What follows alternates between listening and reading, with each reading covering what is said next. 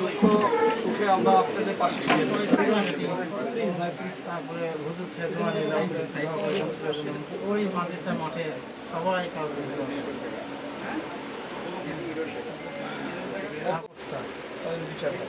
আমি যেন দেখতে পারি, এটা যেন বিচার হয়।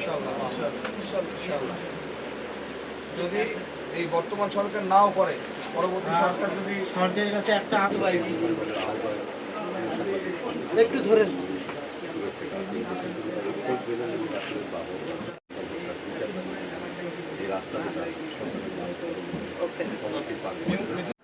আমরা মানবিক নেতা, দেশের নেতা, বিএনপির অ্যাক্টিং চেয়ারম্যান জনাব তারেক রহমানের নির্দেশে শহীদদের বাড়ি বাড়ি যাচ্ছি।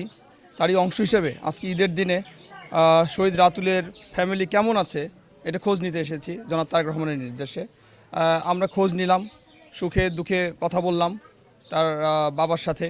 তার বাবা ছোট্ট দুটি দাবি জানিয়েছে, এটা কিন্তু খুবই ছোট এই সরকারের কাছে।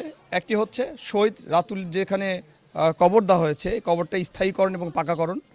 আর এই যে সামনে যে হাকির মোড়ে যে শহরের মধ্যে যে রাস্তাটা অতিবাহিত হয়েছে, এই রাস্তাটা যেন শহীদ রাতুলের নামে শহীদ রাতুল স্মৃতি সড়ক নামে নামকরণ করা হয়। খুবই ছোট দাবি জানিয়েছে। আমরা আশা করছি এই সরকার পূরণ করবে।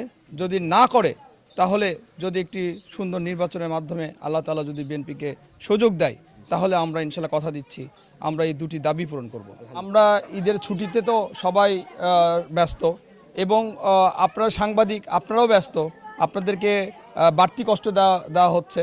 এজন্য আমরা কয়েকটি বাড়িতে গিয়েছি। এরপরে আমরা হাড্ডিপট্টি শহরে আরেকটা শহীদ সিয়ামের পরিবারে যাব, খোঁজ নেব। এখন আমরা মানে সবাই ছুটি, তার মধ্যেও কাজ করতেছি নিরলসভাবে। ঈদের আপনার শুভেচ্ছা বিনিময় করতেছি, তারই অংশ হিসেবে এখানে এসেছিলাম। আর আপনি যেটা বললেন 2010 না 9 সাল থেকে আমরা কাজ করছি, আমরা বিএনপি পরিবার। আমাদের সংগঠনটির প্রতিষ্ঠা বার্ষিকী হলো সেই দিন। আমাদের 1 বছর হলেও আসলে 2009 সাল থেকে আমাদের কাজ চলতেছে। আর আপনাদেরকে আরেকটি তথ্য জানাই, সেটা হচ্ছে আমরা 51 থেকে 52টি জেলায়, কোনো কোনো জেলায় 2বার 3বারও গিয়েছি। যেমন রাজশাহীতে আমরা 3বার প্রোগ্রাম করেছি। আবার আপনার ঢাকাতে তো 19টা স্পটে প্রোগ্রাম করেছি। ঢাকাতে আরও আমাদের 5-7টা স্পট আছেই, এর মধ্যে 4-5টাতে আমরা যাব।